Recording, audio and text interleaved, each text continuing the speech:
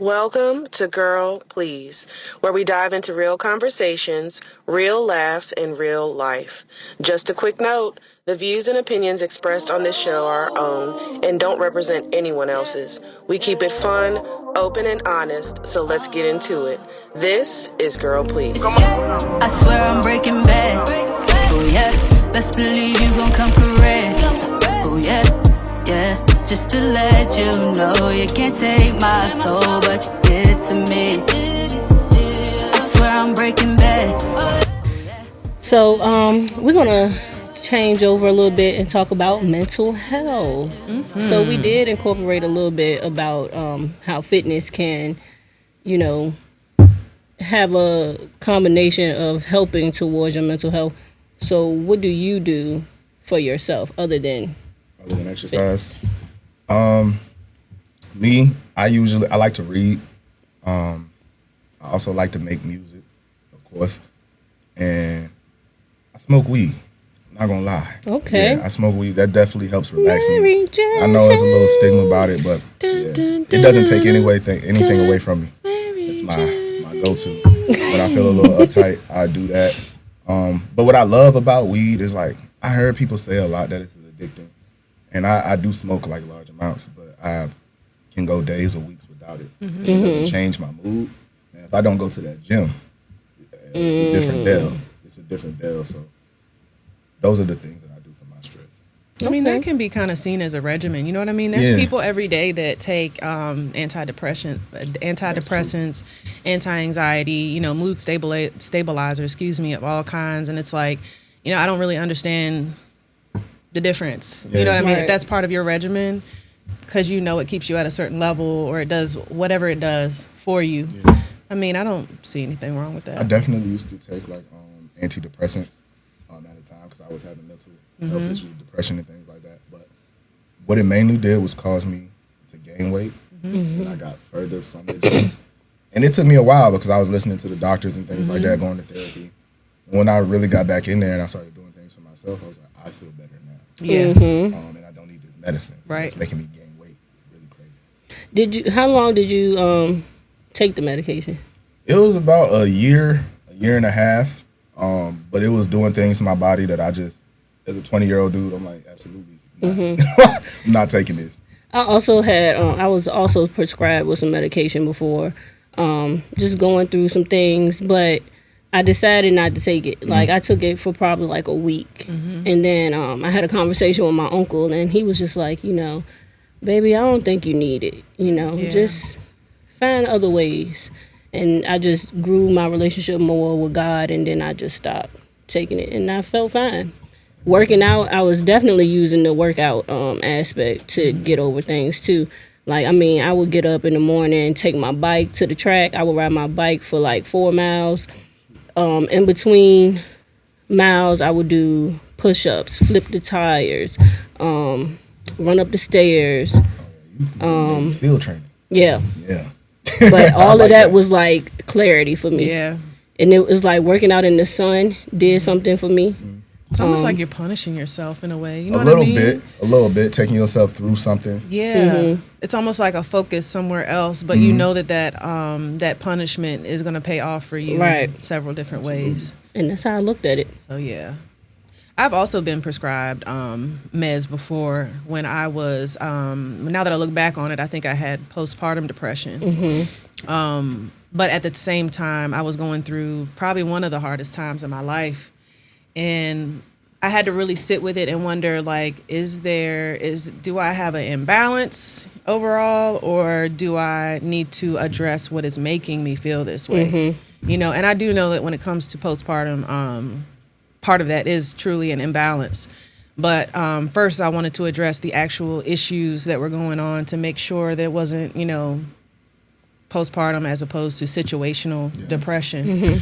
And like you, I ended up not taking it. And I'm glad I didn't, because I just didn't want to be addicted to something like that. Right. Like a man-made, medicine, and then the fact that they were telling me that you have to like wean yourself off of it. And I was like, why don't I just go to therapy, because then I won't be depressed. Clearly I know, the things at the time that were, bothering me, that were affecting me.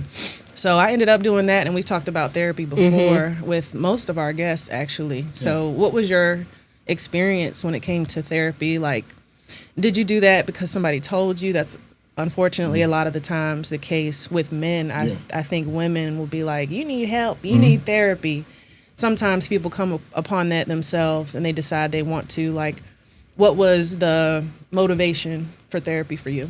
I just started feeling very different, like mentally, to the point where like I know I needed to do something.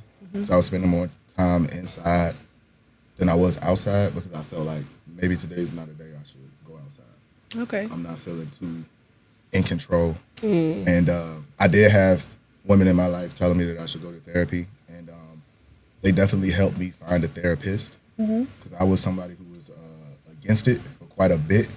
It did help because the black brother looked just like me, from the bald head to the beard, so it felt very comfortable. Representation matters. Yeah. Talking to him, and I'm telling him about what's going on with me. And the thing is, with him, in the beginning stages, I will say I wasn't being completely truthful with him because this is a stranger. And I'm just being honest. Like, I didn't want to tell him everything. I tell him everything, but I want to tell him everything. Right. You're taught not to, though. Yeah. And over the next 2-3 months, he'll catch me because he actually listens and he writes down. And I'll revisit something I told him the first month. He was like, hold on, brother boo. Now, when you first told me this, you said da-da-da-da. Now you adding some more to the story. Okay. And just knowing that he was actually listening, and I'm like, man, you're right, I did. I ain't really tell you the whole thing. He's like, okay, so now it makes sense why you flew off the handle when you did that. At first, I was like, might be a little crazy. He joked with me like that. And I was like, yeah. And he was also there when I was very anxious about getting my personal training certification in the cereal bar. And so around that time, I stopped doing therapy. So when I revisited him, he was like, man, I saw your cereal bar. I see you got your clients and stuff online. I know we weren't in contact, but I was watching you, so I was like, I know he's doing good. That's dope. Yeah, so it's really cool. Shout out Dr. Simmons. Okay, shout out to you, Dr. His Simmons. info. Yeah. Do you ever find yourself sharing with people that are like you said, that you went to therapy, or if you do get to know certain things that people have going on, do you ever share or encourage them to go to therapy? Yeah, especially black men. If we talking about something and I can relate to it, because I know I don't touch on a lot of things like often, but like one thing that I have dealt with a lot in my life is unfortunately death, and that's one of the things that has been affecting my mental health. It has. So when I hear guys talk to me about it and they dealing with the death of a close friend that was spontaneous, they weren't expecting it, or a loved one, or maybe they just dealing with regular issues, just trying to survive and be a man, I definitely tell them like, yeah, man, you need to talk to somebody. Because just how you talking to me, the comfortability you have with me, you may not want to tell me your innermost secrets because I'm your man, your right hand man. With Dr. Simmons, you will open up a little more. You're going to feel just as good, bro. And he's going to give you an understanding of how to carry yourself in the future, so you won't have to keep revisiting this problem or this issue and keep talking to me about it. Not that I don't want to listen, but I know you may not always be inclined to come, I don't want to bother Dell. That's what we do with our friends. Right. I don't want to bother Jess. You know what I mean? So with Dr. Simmons, he's like, no, come bother me. But there's also something very healthy about like having the boundary for yourself as far as what you can handle, your capacity, your emotional capacity. Because once you become somebody who's been through things and you've worked through things and you're, woke, if you will, in certain ways, it's like people gravitate towards you and they want to dump. And they want to dump on you, and then they're like, I feel so much better. And you're like, oh my God, I feel awful. They definitely will, especially if you're an empath. Yeah, they definitely will drop their grievances on you, do a little grief dumping if you allow it. And that's something I tell people, like, you know what I'm saying? I tell my friends, and they be laughing because of the way that I put things, especially like just in a professional setting, because they hear me talk a certain way, then the way that I interact with like a client or something, I don't have the capacity for that right now. Yeah. But I do understand, and I would like to do this for you, this for you, this for you. But it's true. The same thing with like a friend. We might not tell them that way. Like, I can't handle that right now. Right. I do understand what you're going through. I'm sorry, but I've been dealing with this, and this week. That might send me over the edge. But yeah, I'll tell them like I don't have the capacity right now. That's Perhaps so you healthy. should look for some professional help, right? Because I don't want to be routed. Like I said, maybe I ain't go to the gym this week. Maybe I'm having a bad week, right? And it's just going. And I feel like all of that plays a part in your responses to a person. Like if I'm not capable of really dissecting what I've been through the week, how am I supposed to help you? And then when you dump your stuff on me, now I'm flying off the edge and giving you Piled up. Yeah, giving you all types of negative advice to go, Right. do something. Fuck 'em. Put your hands on them. Right. Lock them up. This is private property. Stay. This is private property. We're gonna be saying that for a while. No, seriously, that was fun. We're gonna copyright that shit. Look, y'all are making me look like a little crazy. Hey, it's good. I was drinking while y'all was talking. Like, this actually tastes good. It is very good. Yeah, I like that. I'm gonna refill No, y'all. pair it with some steak. Yeah. Oh, ain't you No, for real. fancy? Huh? I like a good meow. Yeah, I do like some steak. So what do you think played a part in you feeling like you were against therapy? I use the words toxic masculinity a lot, but I do believe it's like good and bad that comes in it. I do believe that it can push you into a positive direction, but it also can push you in a negative direction. And I would say it was that, because I'm coming from a black family. And as far as, I don't even want to say the ladies, everybody, you have a mental issue, you don't bring it to your family, they're going to talk about you. They'll laugh about you, maybe not in front of you, but maybe behind your back. And even if they don't, you might think they will. That's enough for you to lock up. So I had never seen a black man or a strong black man in my family go through something and then go to therapy. I just seen them go through something and then continue to go to work, continue to make money, continue to be a father, continue to cut the grass for auntie and sister. Right.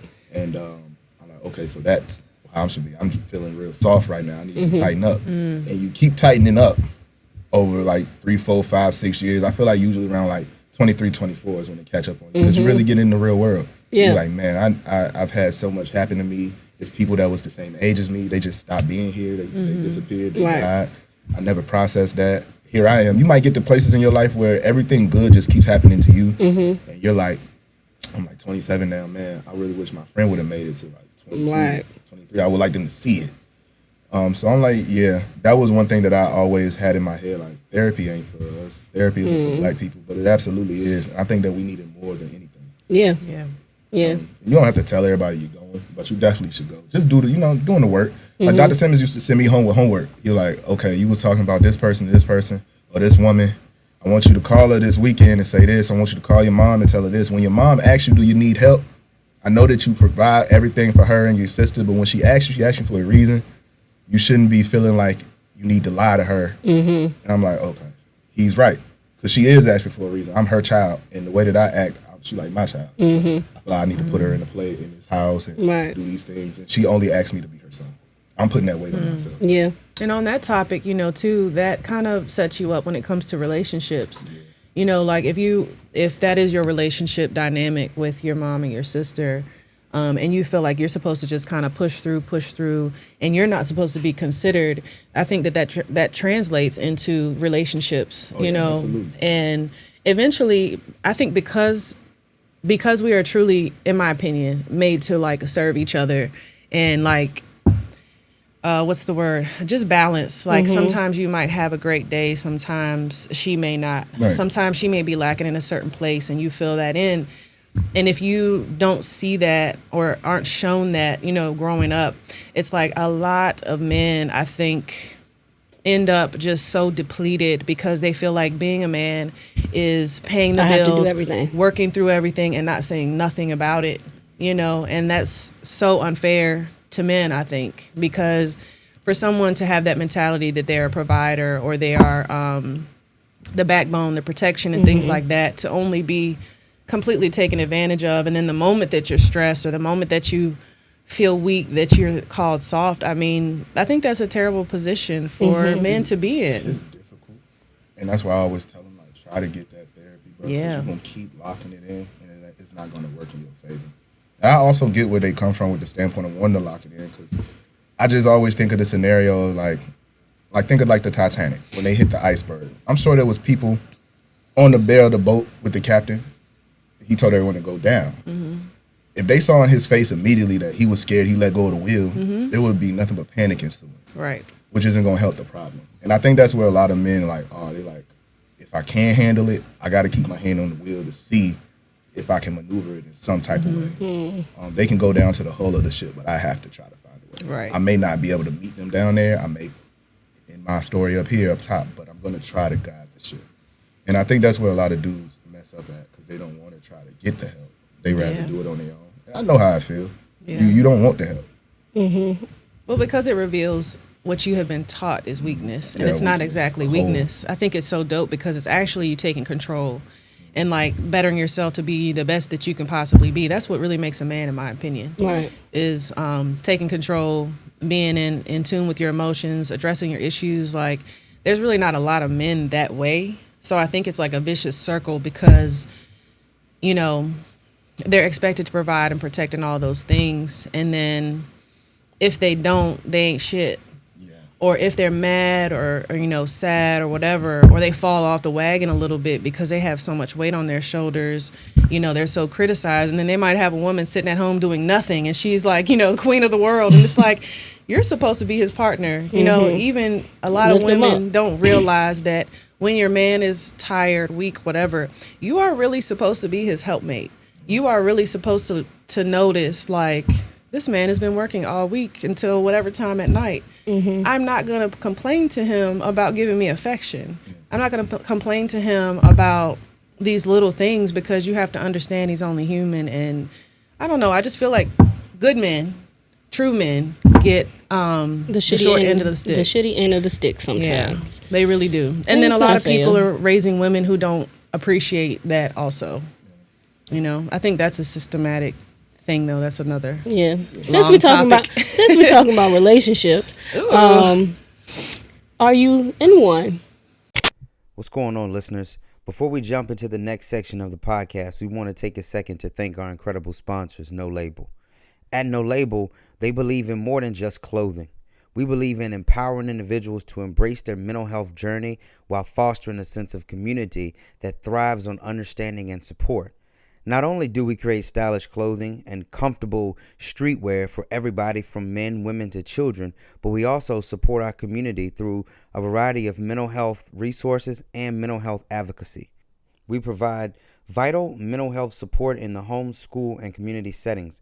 Our mission is to eliminate stigma surrounding mental health to encourage open conversation.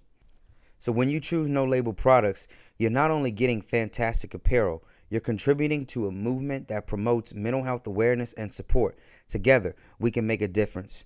For more information, please visit our website at www.ihavenolabel.com to explore our empowering clothing line and discover more about the mental health support initiatives that we're doing in your communities today.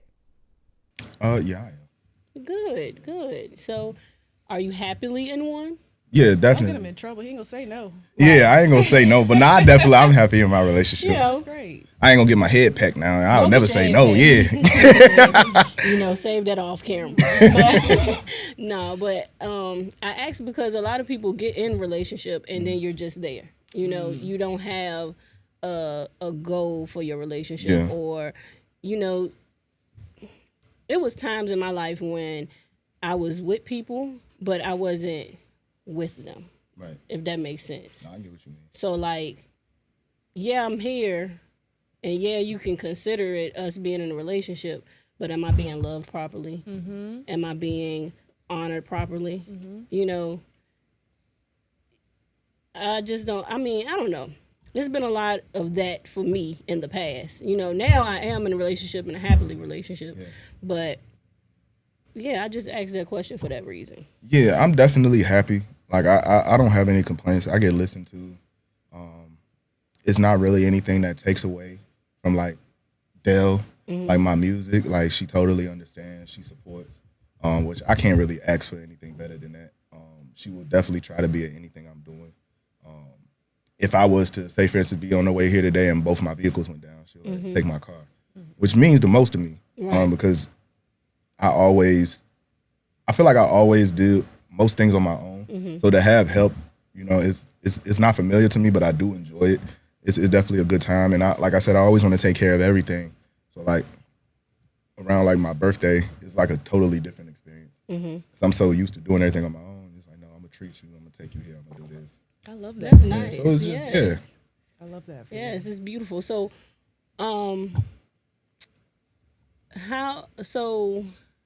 what I was saying before, have you ever felt like you were in that situation? Well, I'm just like in a Yeah, just there. Yeah, Not, definitely. Because I think at a particular time, and this is something that I will say, since I turned 26, I'm 29 now, my prefrontal cortex developed a little more. I had a difficulty. I was still right. I had a difficulty getting across to my lady at the time that I'm right in a certain way. Because if I said it in a certain tune, a certain decibel, she would turn me off immediately. She wouldn't listen to anything I said, and the fight would get worse. We already understand that I'm right, but just because my tone wasn't correct, my face wasn't correct when I said it. So I really learned, like you said, how to be a man and be understanding. Sometimes I am furious, but I don't show it in my face, and I still try to get you to understand that you're wrong while I'm correcting you in a soft, gentle, understanding manner. And not to sound away, but that same thing, it works with my mother. It works with my little sister. Because in the next time, like Cordell did tell me this, he told me in the nicest of ways that he could. And I know he was very upset. And I'm never telling anybody anything to control. It's always like a safety thing, like lock your car door or something like that. But I definitely will say at that time I didn't. And so we had nothing but spats. And I feel like it was my fault because I didn't know how to communicate. I was communicating. I was yelling. I was being stern. I was talking like me and Joe was having like a argument in the back, like two guys talking. Like football talk. Yeah, and it's not, you can't talk to a lady like that. right. You can't expect her to listen or do anything that you ask in the future. She might actually do the opposite again because you were so nasty. So I had to learn that. And like, so now, yeah, everything's nice and peachy. But it's because I've grown. Is this the same person? No. So I have a question about that because I have, I think in my past, I was good about reflecting on myself and trying to check myself, like you said with the face. That hit me because my face is crazy. I'll be like, what you say? Yeah. You're like, why would you do that? And it's like, calm down. And I just want to know why. Like, See that? Yeah, that's different. Like, well, I didn't mean that way. Yeah, it's definitely. But you know what I've learned too, though? There's a fine line between changing things like that about yourself and just finding your match. Because some people will look at you and really know your heart and know who you are, and you don't always have to change everything. And I've in many situations have tried to, fit, what do they say, fit a triangle into a square or something like that. That's been my downfall, is trying to maneuver myself into, making sure the other person is comfortable with who I am as a person. Yeah. And then over time, I can't be different completely, as far as who I am. So eventually I had to tell myself, there's actually nothing wrong with me being assertive or me communicating in certain ways. Of course, I did have to learn years ago how to better communicate with men because I didn't grow up with a dad. So like my stepdad came around 18. Okay. So by then it was like, Already you. you can't tell me nothing. Like, who are you? I've been raised already. Like, you telling me what? Like tell me nothing. I'm grown. But I had to learn over time because I didn't see, this regard that I think that I truly believe men need. I didn't see this respect for how men are supposed to be treated. Not that my mother was disrespectful. I just didn't see that example consistently. Yeah. So it's like once I was with someone who deserved that, I was like, let me bring it back a little bit because my current relationship, he's such a man. Yeah. So like something as small as me talking, if I get hype and I put my finger up and he's not controlling, he's not aggressive towards me. However, he's assertive. So he had to tell me, he was like, put that finger down. Yeah.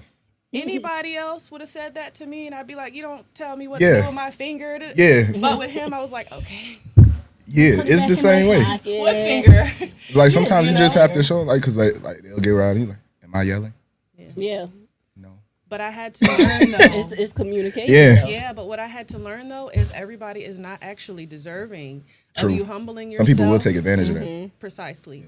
Everybody is not deserving. Like I've approached relationships before as if the person was deserving because that's what I guess I saw the potential in or how I felt like I should treat. You wanted to see potential in. Because I've always been big on respect.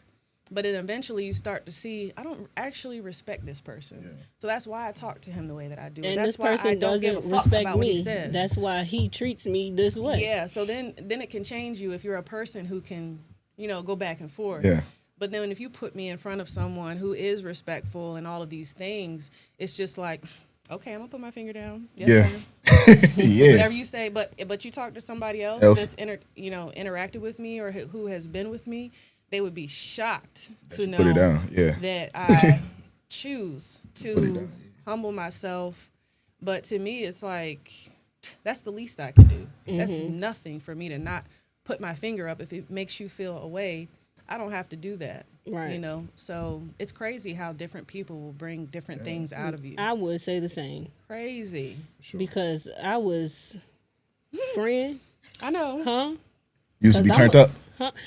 But you know, I think all my partners probably would say I was probably very sweet, you know, until they made me turn the leaf. Yeah. Then I got to show you. We definitely get up under the skin sometimes.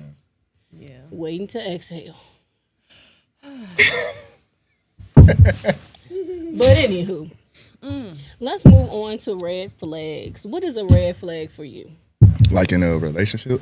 Pet peeve, red flag. Let's do the red flag first. I would say like probably tidiness. Tidiness? Yeah, like how clean like your domicile, your home is. Because in the event that we merge and we link places, like I said, I was in the military, I still have that cleaning in me like every day. To the point where sometimes I annoy my damn self. So I know, like, I see a crumb on the floor, I'm gonna go sweep, I'm gonna vacuum. Oh, that's a little excessive. Yeah, I be tripping. Strict. Yeah, I be tripping. I be You wait tripping. till them kids come along. Yeah, see, that's what. Yeah, that's why when he asked me earlier, I was like, nah, bro. Kids gonna be 1 year old. Open the bag of chips in the float.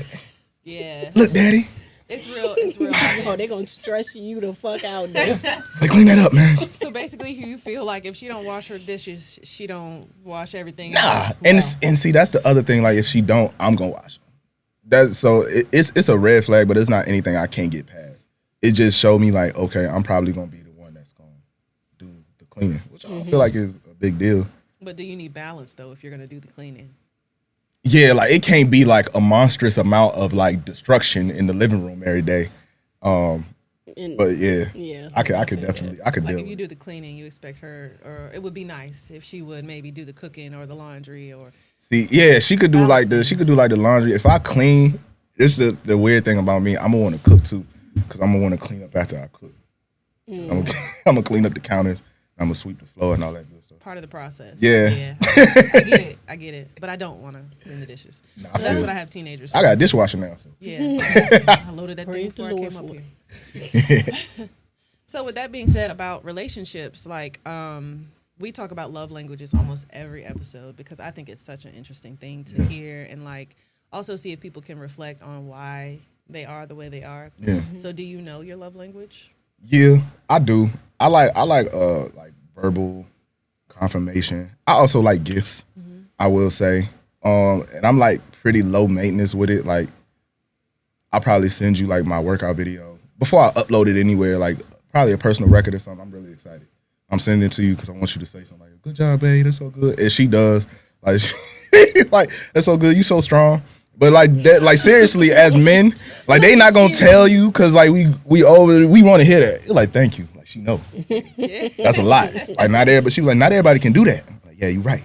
Okay. We be wanting to hear that. You know, it's really like a little cheat code. The same thing when like I feel like if a dude, you know what I'm saying, asks you guys about like the color of your nails, or like, hey, when you go, can you do this color for me? Like, I do okay, that. Yeah, I can do that for you. Get It's the same orange this thing. time. He like he's interested.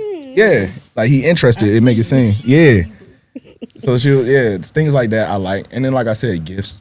Because I come from a family where my mom would always make it do what it do. She always did what she could. She was a single mom. So I would get gifts from her, but I never had like a massive amount of gifts like Christmas or whatever.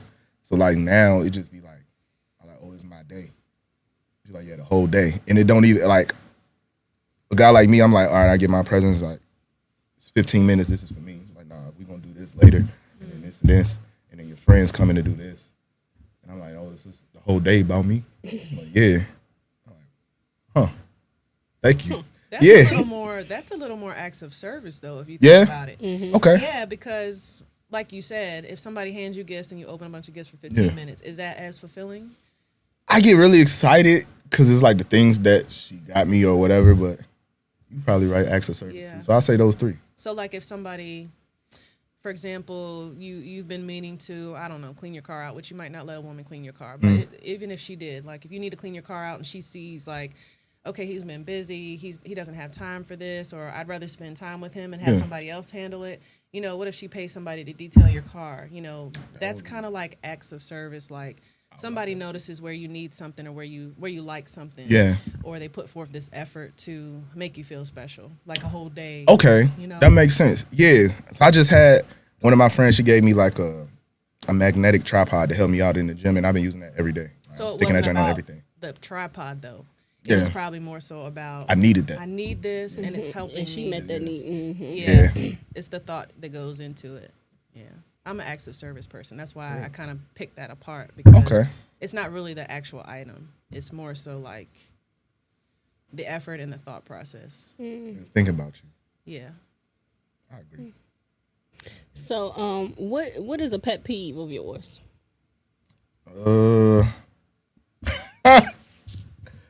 When I'm like being like emotionally vulnerable and like telling you like what's bothering me, because I'm somebody, like I said, we usually try to act like nothing's bothering us. When I finally get down and I say, hey, this bothering me, and you start laughing.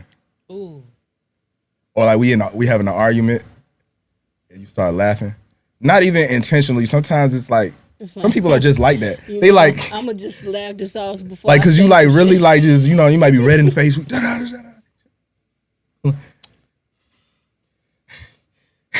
It's that definitely is a pet peeve. Like, why are you laughing? And it's never anything like heinous or anything like that, but it's just from the family that I grew up in and the people I was around. When they laugh at you, you mad, they mean it in a certain way. Yeah. Not everybody's doing that. Some people are just like, I can't believe we're having this discussion right now. Defense mechanism Sometimes it's of avoiding nervousness. Whatever the issue is at the time. My pet peeve is somebody smacking their mouth when they eat. I fucking hate it. You big back fucker. Close your mouth. I don't even know how you really do that, because you gotta like, I feel like you gotta do that on purpose. You gotta put it in your cheek. People do it all the time. It was this girl who used to eat these chips, and she used to be like, "Oh, that was good." And I'm like, I could like knock your fucking head off your shoulders right now. That's and take your chips. That shit is pissing me off. That reminds me, there was this girl in my college class, and I'm funny about sounds. I get really hyperstimulated by too much noise. So like, she had long nails, nothing wrong with it, but just hear me out. She had super long nails. She had like a lot of bracelets. She just was a noisy person. Like every move you could hear her, and then her earrings were always loud. Like everything from here to here was fucking loud. So every day she would get in class, she would put lotion on her hands, and all you hear is her bracelets jingling. And she's like, you can hear her nails clicking, and she's standing there, just sitting there like.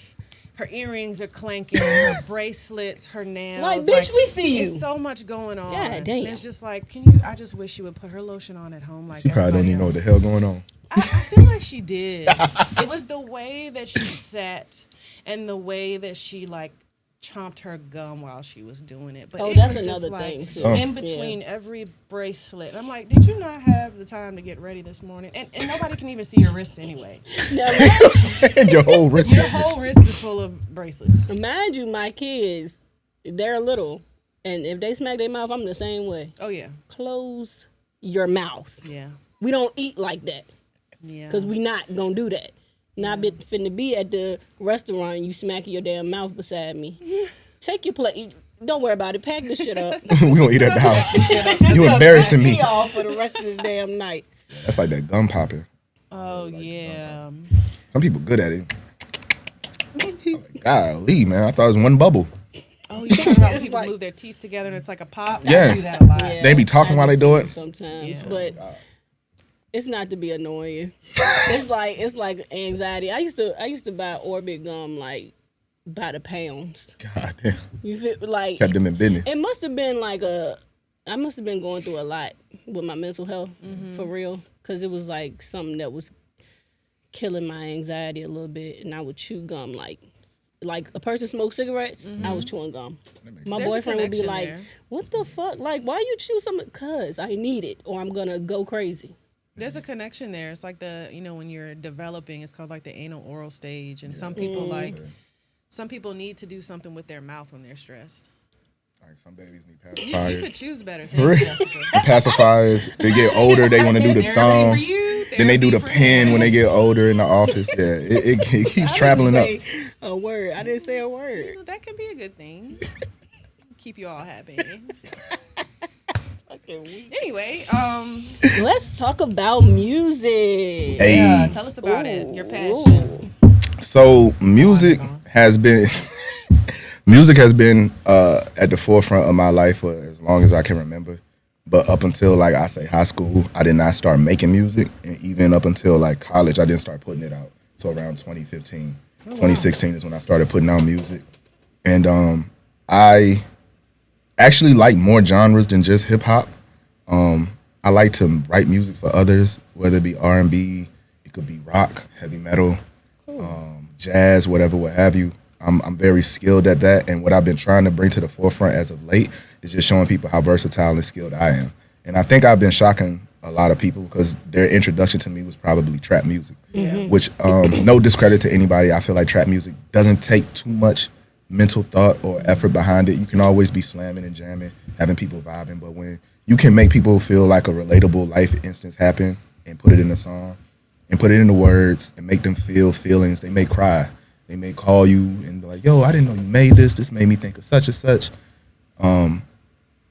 They really follow you around on your journey, which is something we were saying off camera.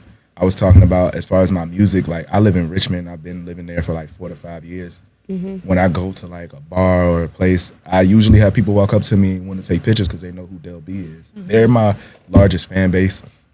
And then here, You famous.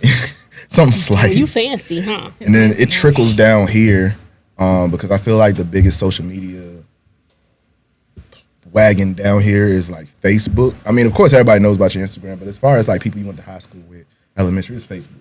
You're always going to be talking and da-da-da. Interacting. When I promote stuff on there, it doesn't get as much interaction in Richmond because they don't know me. They just know I'm good.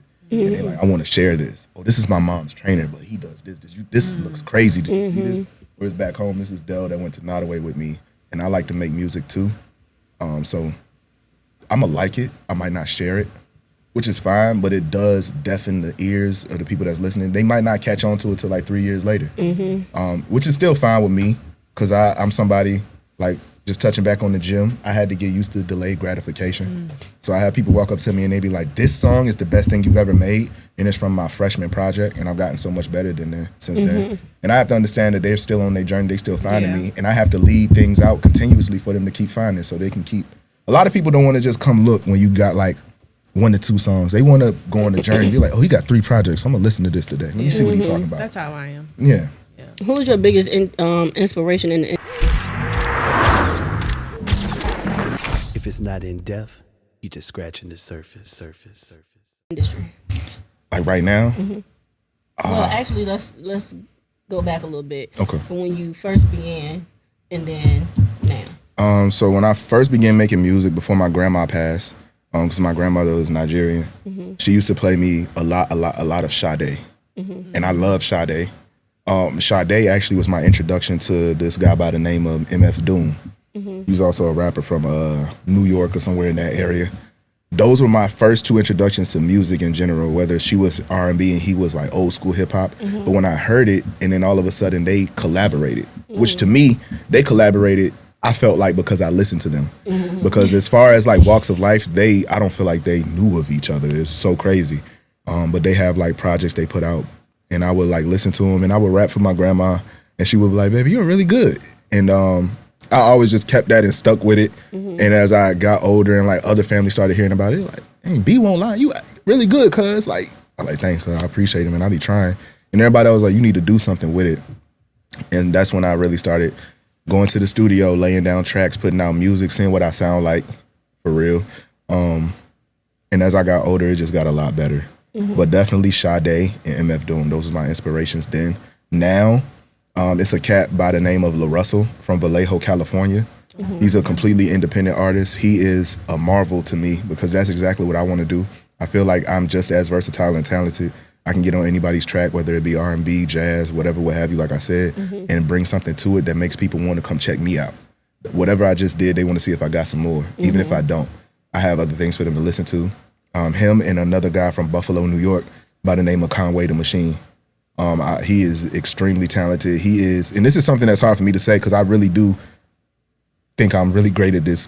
He is one of the best lyricists, musicians I have ever heard in my life. He is somebody I actually can listen to rap, and I'm like, I don't know if I can keep up, and I've never said that, but I want to try. You know what I'm saying? I've never been in a room with somebody like that or around me. I've only seen people sparingly, like Kavachi. Like, I see Kavachi, and I'm like, okay, this is the same animal as me. You're not really going to encounter it. And I go like several different places, like different states, listen to the musicians. They may have people supporting them and doing things like that, but I can tell this person probably will do it for another year and stop. When you meet somebody like Kavachi, or like I would love to meet a La Russell, it'll give you a completely different drive because it's not that they're making me feel as though I'm not doing enough, because compared to like others, I'm sure people look at me like, yo, he never stops dropping. When I'm looking at them, they have a content team. They're dropping at least 4 to 5 visuals a week. And that's what I'm trying to keep up with. That's what I'm trying to go for. So I would definitely say La Russell and Conway right now. Okay. Who do you think of locally? Locally,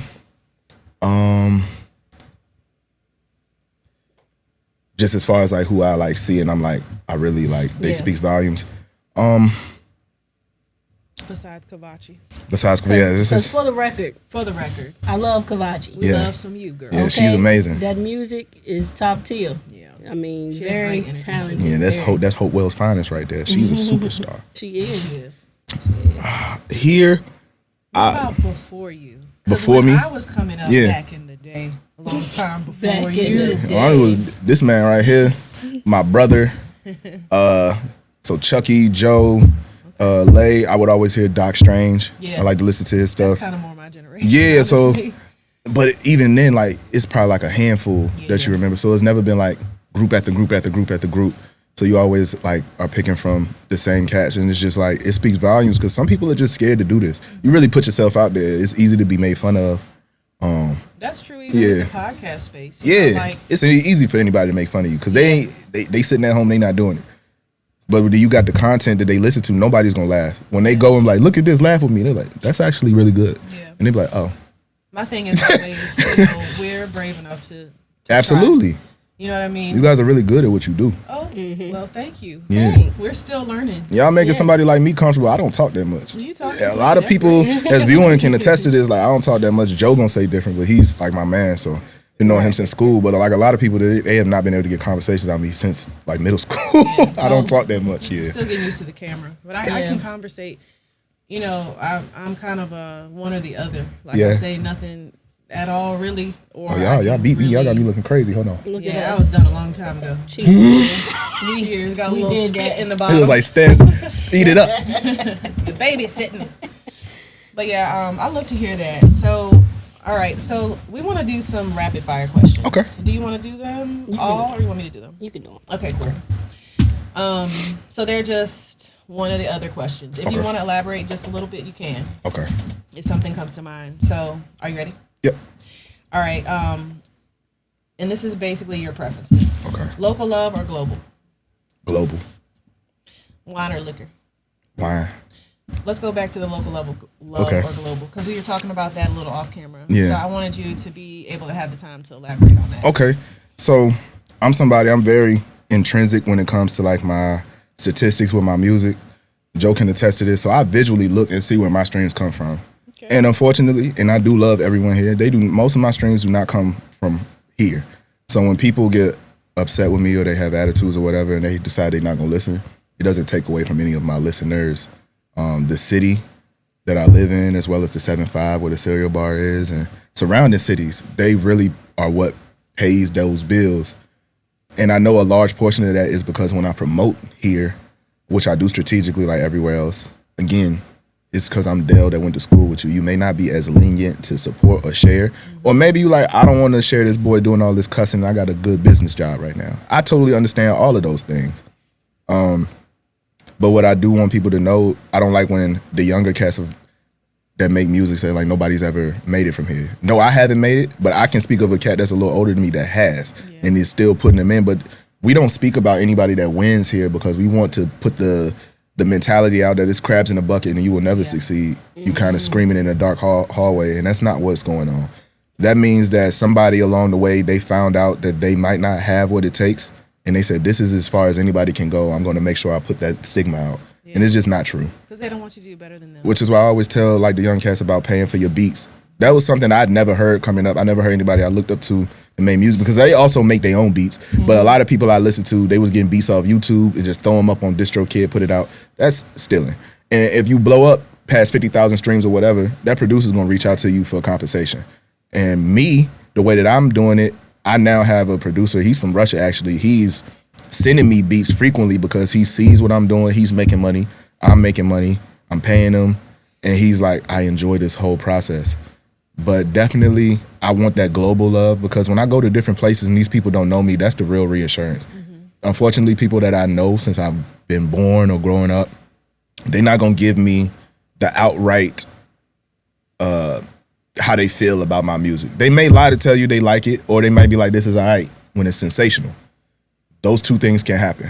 And I know because I go to these places like Boston, and I do an open mic where nobody knows me, and they be like, oh my God, what was that? You are amazing. And I mean, it's people of all different races, ethnicities, ages, like 65-year-old grandmothers. I really like that. You didn't cuss once. But then I got another song where I'm cussing up a storm. Or it might be a little freaky, and I ain't do that one.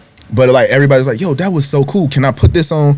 Everybody's pulling out Shazam. Everybody's pulling out things to check me out. And I don't get that at home most of the time. Or what I think of now as I get bigger, a lot of people use the word popular, whereas if you've known me for a while, you know that that's not true. I've never been popular. But it does let me know that people see me excelling, and even if they don't want to put their hands on the wagon because it's already moving, they do see me moving, and they're like, I have to say something to make it seem like it's a reason that he's being supported in this way. And instead of, because again, I'm just a guy who's very nice and genuine. So when I'm talking to people and I'm interacting with them in the music world, I treat them correctly. Like recently, and it meant the world to me because she's a prolific artist down here. And it means so much when women speak highly of me. Nina recently just, you know what I'm saying, when we did the Earnhardt video, she was saying about how the video shoot went so smooth, how everything set up for her arrival. She felt safe, she felt cool. My homeboys thought that I knew her for a long time because we were so cool and chopping it up. That's why the music video went like that. But I didn't. Girl. Yeah, yes, love you. Girl. And that's why I appreciate her so much. Rose. Yeah. And a lot of her lady listeners, like, they started tapping in with me after that, just off of the way I treat women. That's and then when you listen to my music, thank you. And then when you listen to the music, like, he is good. You know, and I that's all I need. That's all I need. But yeah, that's why I said global. Because it'll always come back around. What was one of your favorite projects? Sorry to... the favorite one that I did was probably my most recent one. It's called The Ape Tape. That was my favorite project that I've done so far. And that's probably going to keep being the trend. Every time I put something out, it's going to be my new favorite. Because I'm really... I'm like a perfectionist. I'm like, this is the best I can do. And then next year, I'm like, I didn't even know I could do this. This is really good. That shows growth, though, if you think about it. Yeah. I really be... It seemed like it was a... It was like a throwaway, for real. And my homeboys really liked it. And we was going to DC, and it was like, bro, we got to shoot a video for it. And I was like, all right, bro, if you... Literally, it was something they was riding in the car with, and they was like, Dell, I really like this. I'm like, man, don't nobody want to hear this, bro. But they love it in Canada. It's but crazy. That's the thing. Like, if you are pretty diverse in your content and your vibes and stuff like that, you know, like you said, you might hear one song, you're like, yeah. But you hear another one, and it just resonates with you in whatever way, whether it's the beat or the words or whatever. But I mean, I think it's really cool to put out all different flavors of content because you just never know what somebody's going to resonate with. Stick. And something's going to catch them, and then that's when they go look at something else, look at the next thing, and they're like, oh, that might not be my favorite, but I also like this. Or I know somebody that will like this. Yeah. Music is such a language to me. You know, it's like it's like a love language. Absolutely. You know, it can speak to people. It can heal you. Like you were saying earlier about artists. Jhené Aiko, like there was a time in my life when I listened to her music and I would just cry. Like, she has a beautiful mantra song. She does. I mean, all of her music to me is just beautiful. So beautiful and it just resonates with me so much. And it did specifically at a certain time. But anybody who's like passionate for me is what I like. I like when you're speaking to being vulnerable and things like that. It's hard for me to be vulnerable verbally, but like through music, like I said, music can make me cry. Yeah. Otherwise, I'm like a pineapple. Like, prickly on the outside and like, I don't know if I want to, you know. Music definitely make me cry too. Sometimes I cry while I'm rapping. I'll really be going through it. Or I'll listen to my stuff in the car. I'm like, man, I'm really fucking good. This was good. It didn't take a lot for me to say that. I'm very strict. I've thrown away more songs than I have made for sure. You should probably put them out, honestly. That's what everybody that listens to them, because I'll be like say for instance, me and you guys get close, I sing like, hey, what you think of this? And you be like, I love this. I'm like, oh, I hate it. You be like, well, what you asked me for, Dell? Right. I'm like, I don't know. I was just saying if you was going to agree with me. It shows that you're like multifaceted and like you're only human. You know what I mean? So human beings have all these different emotions that even sometimes conflict each other. And you go through certain phases in life too, where sometimes I'm sure you can both say there's times where you look back and you're like, who was I? Yeah, why was I so angry? But that's important though, because there's somebody else like you that was so angry before. And then if they watch your journey go from so angry to, oh, well, how did he, you know, they listen to you a few years later and they hear things that are a little more, not calm, but a little more reserved, a little more disciplined, a little more on the other side of things. Definitely more disciplined. Yeah, so like imagine how much people will resonate with that to see, you know, especially younger men being angry and all of that, and then you're someone who looks and sounds just like them. And then you come through that on the other side, and it's like, oh, okay, I can still be me, but I'm just this better version, you know? Yeah.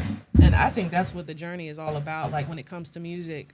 Definitely. I love that about, you know, different artists. But back to the rapid fire. Okay. I knew we'd get tons of content. Yeah. So we did wine or liquor. You said wine. Yeah, wine. And you like white wine. Yeah, I like white wine. Okay. Looks or personality?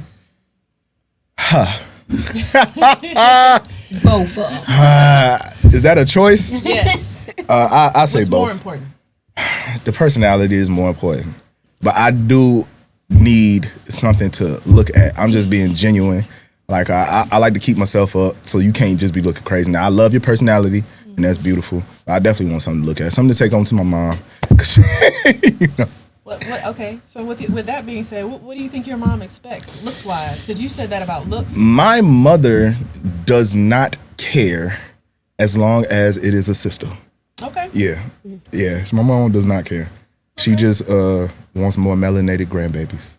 That's all she wants. Nothing wrong with that. And she loves the way that I am, the way that I act. So she just is ready for me to be a dad. I think she just is like sitting waiting on it. I know she is. And when I go home over there, when I leave here to go check on her, she's gonna tell me the same thing. She tell me every time she see me. Take your time, young man. Yeah. Take your time, Mr. Rush.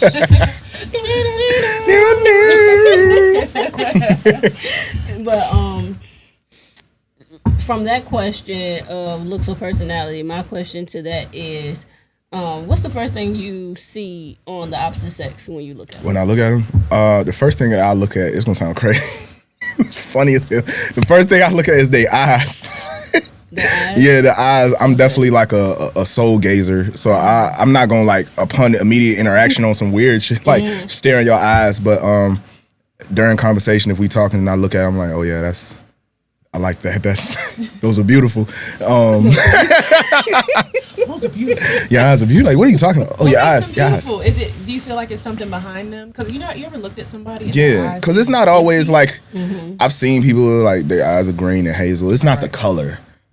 I almost think that it's like partially the joy or like the way that they're living their life, because you can see a light in their eyes. Like you say, you can see if somebody's dead inside. They may smile. You look at their eyes. You're like, man, are you okay for real? I like when I look at them because it's almost the opposite of me. I'm not a very extroverted person or bubbly. I like to look at them and like, okay, this is like my other piece, like my other piece of the puzzle. Because this is somewhere I do lack. I am not a social butterfly.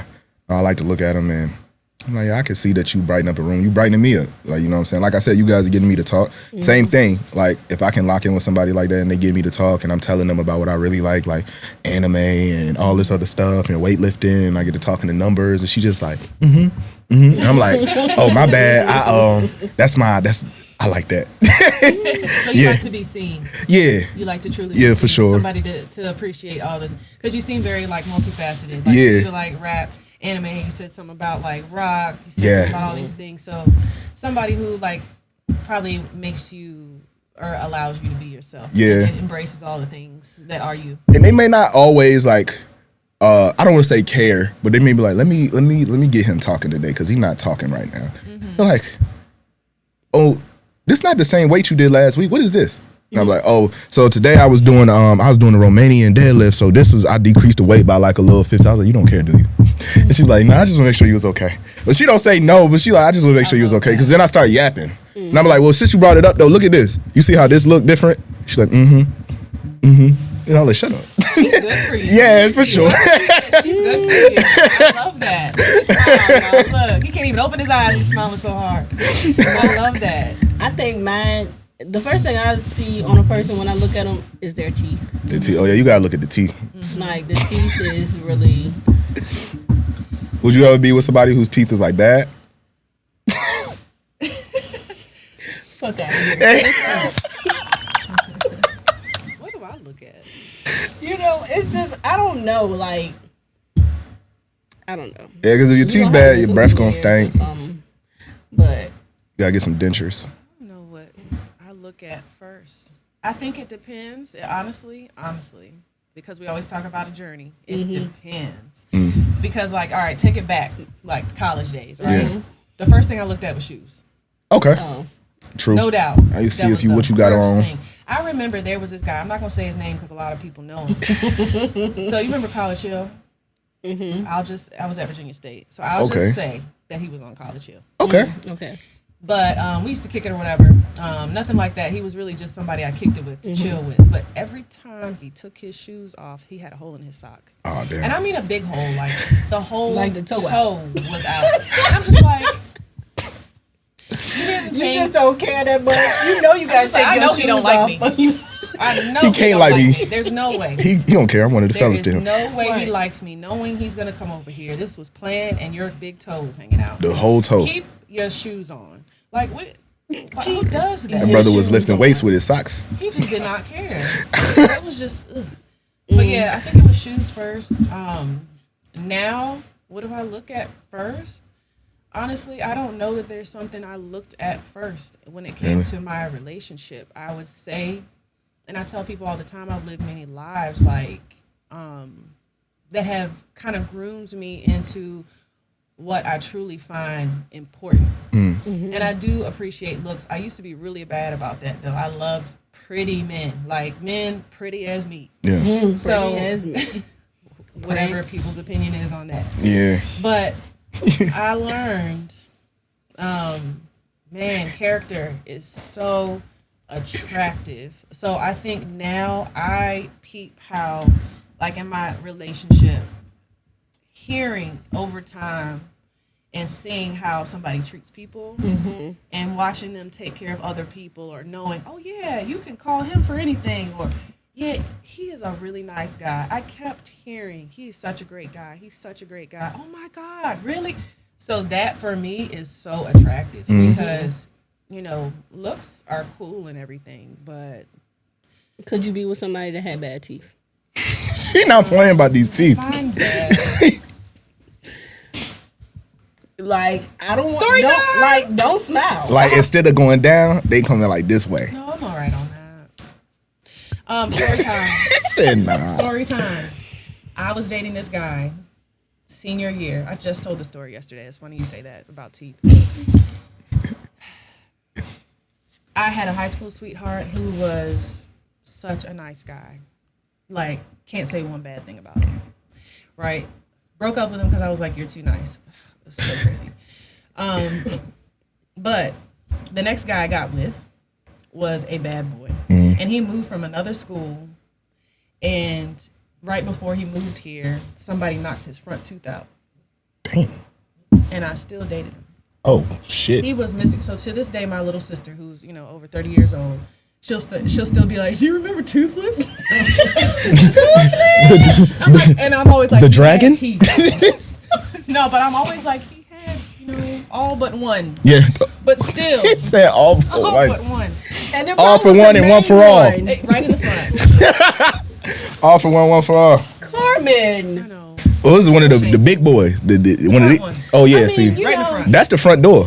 You can't miss the front too. Exactly, because The as side- soon as they start talking to you, that's the first thing you But he see. didn't even hide it. He would laugh with his mouth wide. he can't really hide his that. Gums, like it was just. Probably spit a lot. I used to have quite the gap.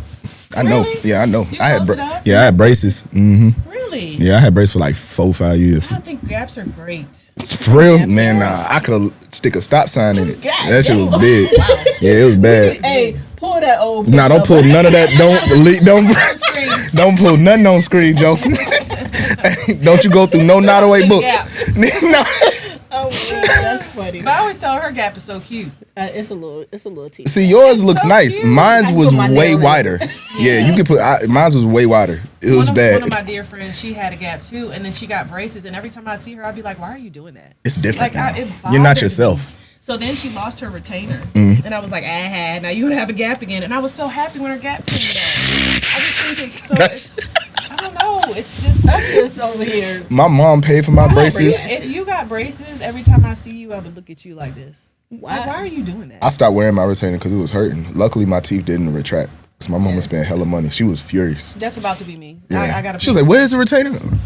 My daughter wants braces. She doesn't have a gap, but she's got some that are a little Yeah. high that need to come down. That's Yeah. She doesn't seem very insecure about it though. I mean, The they braces, don't look yeah. bad at all. Yeah, braces at the time, I thought they was like fly. You couldn't. I thought I had grills in school. So I was, A lot of people did that. I was like, "Yeah, I got these joints." And they ask you what color you want. Like, let me do blue right here and red right here. I'm like, thank you. How does that work when you're trying to like learn how to make out and you have braces? You see, I ain't gonna lie. When I was in school, I wasn't getting any girls, so I ain't had that problem. Yeah, until like high school. I'm hoping it's a deterrent because I want my daughter's braces on next week. Oh, you like, yeah, I don't want. Yeah, it might work. Lock her up. Lock 'em up. Stay. I will say it do Check the get property. it gets stuck to stuff like gum or like. This will sound nasty. I had like, like you used to be like in single file lines in school. You got the line leader. I had like, at the time, I think my second grade class was just like white girl. She used to like really whip her hair. And I'm just saying, the hair, yeah. They got caught in your Yeah, braces. it got caught in my braces. Bitch, get off me. And at the time, I'm a kid, so I ain't thinking nothing of it. I get home, because it's a little note the teacher sent to me. My mom was like, "You had somebody's hair in your mouth?" She's like, "Cordell, go into the bathroom." And she started scrubbing, doing all this thing, flossing and everything. And I was just like, yeah. So How does she feel about white women? my mom, I mean, she's not like, she's not in your a, mouth. so, because she's just like, it was, and at the time, we had just gotten like a, Not a no home talking about life. yeah, that's what I Don't say, piss like me about 2 off. weeks before. So My she, siblings so don't she's like thinking that like, one. Cordell, you were playing like you in the class playing like biting people's hair. Like I don't know why she, but yeah. And I was like, no, people's she hair is whipped crazy. it. She whipped it So and it now went in we my learned mouth. something Yeah, new. yeah. As a kid, he was a hair biter. You're a biter. I'm a biter. Y'all, this has been a lovely, lovely episode. No, for real. So I hope you enjoyed this because we definitely did. I enjoyed it more than you know. Okay. Let's not, please, can we not skip over his Okay. cereal bar? Ah, We definitely want to give Okay. you a moment to talk about that because I think that's so cool and I love cereal. I could Yeah. live on cereal. Okay. I want to visit your cereal bar. Cabinets. absolutely. Fruit Please do. pebbles. Anytime you guys find yourself in Hampton, Okay. it's at the Peninsula Town Center. The address is 1260 Merchant Lane, Hampton, Virginia. Yeah. It is absolutely delicious. And I know last year what we were trying to do was throw a Black Farmers Market around December. We ended up having to do a clothing drive instead for a lot of children. So we were giving away like coats, jackets, and we were also introducing our hot menu items such as cookies, hot cocoa, hot chocolate, all that good stuff. We also have been doing like podcasts at the place. So during the week, this particular guy, shout out Bobby Blaze. He's a rapper from the 7-5. He does his podcast there. And I wouldn't be opposed to having you guys there. I would really like that. Okay. It'd be really dope. Let's do it. Sometimes people just come in and sit in and listen to them. And I think it's really dope because like you said, the cereal bar is right there. You guys can try something. But we are planning to branch out. If you guys know, I opened that last year around August, September. And this year, what we're planning to do is have a second location open in Yorktown. And then the preceding one to be opening in Richmond, where I live. And we're still trying to get all of that good stuff down. I know you asked me earlier if I was one of the owners. I'm one of the co-owners. But to keep us in line, because we all are younger, we just younger, we do have board members that are a little older, and they're a little stern with us. So, like, we do certain things to say certain things, like, hey, Dell, I know you guys are doing a really good job, but perhaps you should do it this way. And we be needing that. That's dope. Because, we definitely need the guidance, because we have the finances, and we're just guys. We like, yeah, we could do this. Well, yeah, let's do that.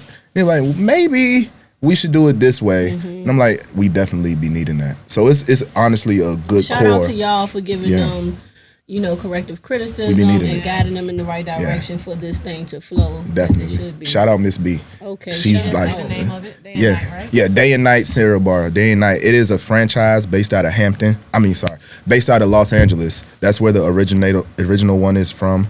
And they have sites in Boston as well as DC, Florida. We're the only franchise that has a building and employees. Everywhere else is a food truck or a kiosk. Everybody else is family. We're the only people that aren't family. And they made us 43% franchise owners when we came in, because we saw that there was a little bit of gray area in their paperwork where someone who wasn't family could come in with money and be a little predatory. And we were nice enough to show them and tell them, and they just really appreciated that, and they treat us like family. So we get, the most that we have to pay is like for the ice cream. We really are making money hand over fist. I can't ask for a better position. What a blessing. Yeah, it truly. Really pays to be a good person. Yeah, it does. I will say that. seriously. It definitely does. Because I know a lot of people that could have like really like messed them over. Yeah. So it's just excellent. And it's like a really great date night spot also. Okay. It's out there in Hampton, so it's near Old Dominion, it's near Norfolk State. So we get a lot of good traffic coming in from college kids.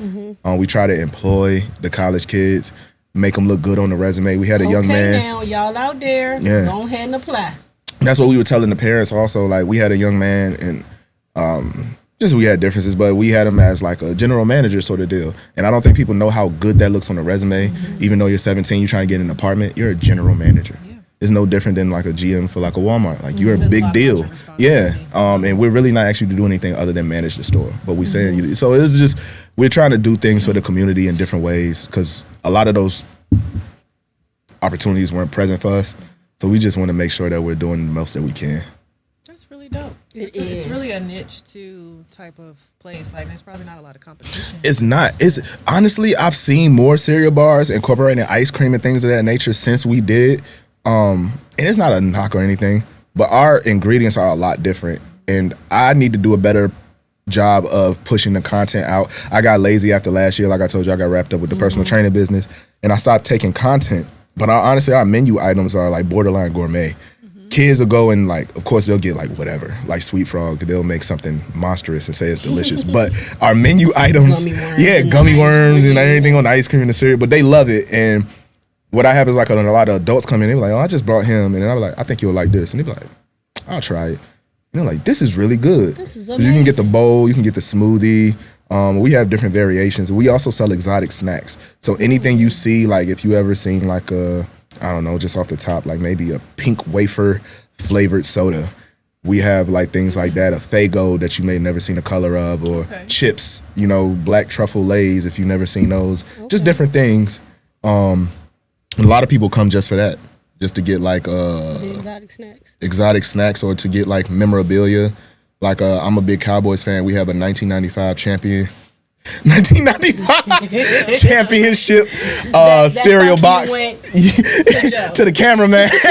He's a Commanders fan. But yeah, we have like memorabilia, like stuff like that. So some people just want to come and collect. They're like, yo, I haven't seen this since I was a kid. How do you have this? And they'll come and purchase it. But yeah, I would love to have you guys there. Yeah, that made me happy. I would love to come out there too. And if my daughter goes to ODU or anything like that, I'm gonna let you know. So Please. Yeah, please. We would love that. We would love that. Well, she's gonna be a college athlete, so I don't know about her schedule. Oh yeah. Yeah, keep that in mind. Yes, y'all. This has been a lovely and amazing episode. We were blessed to be here with Dell B. Dell B lifting. You know what I'm saying?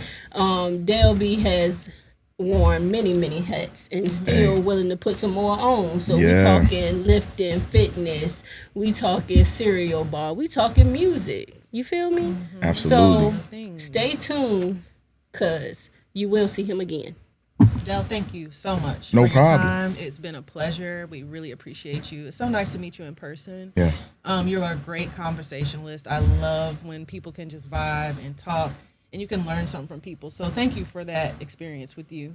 And if you could, please look at the camera and give them all of your handles, all of the things. Also, thank you. It's a pleasure being here. But like she said, yes, my I have my Instagrams. They're not connected, but Like the Laptop would be my music page. It's spelled LIKE_TH3_laptop. My fitness page is Dell B Lifting. It's DELL_BE_lifting. And my TikTok is also the same. It's Like the Laptop. So if you find me on any of those, I promise that you won't be disappointed. And sometimes I like to collaborate my posts. So if you ever see me collaborating, feel free to follow all three, because I'll probably be putting out different content on each of them. But it was a pleasure being here, and I really appreciate you ladies. You're welcome. We no longer have wine to toast this thing out, but we're going to do it anyway. Hey, we're going to do it anyway. We're going to do it anyway. Thank you for coming back for another episode of Girl Please, the podcast.